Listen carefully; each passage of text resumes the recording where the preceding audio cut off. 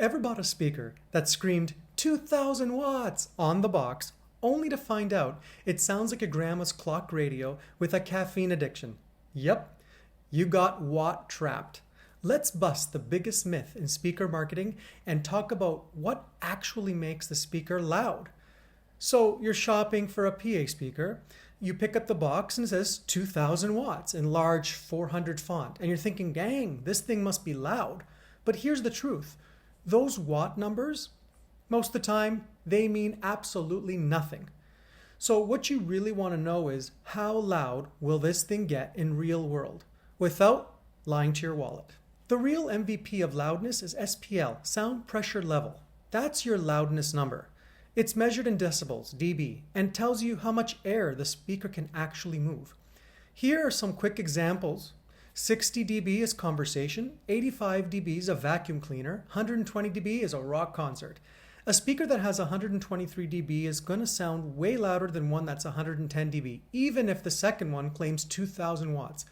You want an SPL number, not the watts fairy tale. Look for max SPL in the specs when shopping. That's the real truth bomb. Let's geek out real quick. So, how do they even measure SPL in the first place? It's actually pretty standardized. Manufacturers set the speaker up in a controlled space, usually 1 meter away, and then they feed it a test tone, like pink noise, for example, and set the input level often 1 watt or full power, depending on the test. Then they pull out a fancy microphone and measure the sound pressure. Basically, how much the speaker is moving the air, using decibel meters.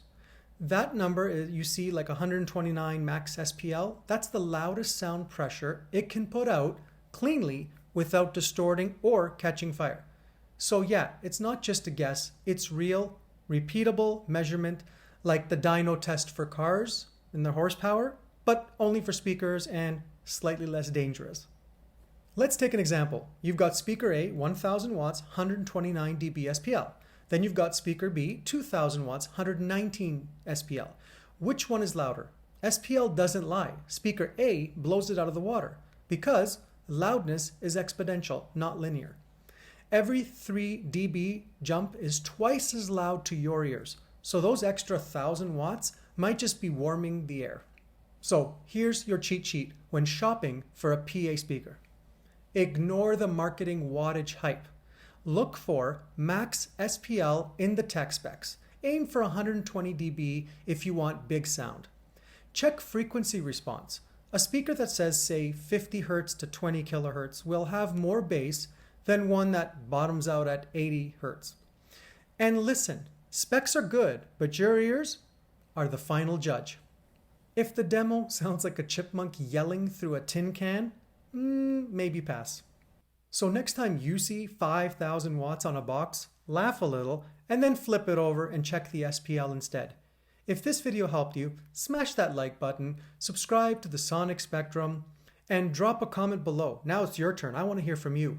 What's your biggest budget buying regret? Or have you been bit by the wattage bug and got misled on a box that said 1, 2, 3,000 watts only to find out it's 100 watts RMS? I'd love to hear your story. I read all the comments below, and let's help each other out, sound smarter and louder. Until next time, I'm Chris, and remember, SPL is your best friend.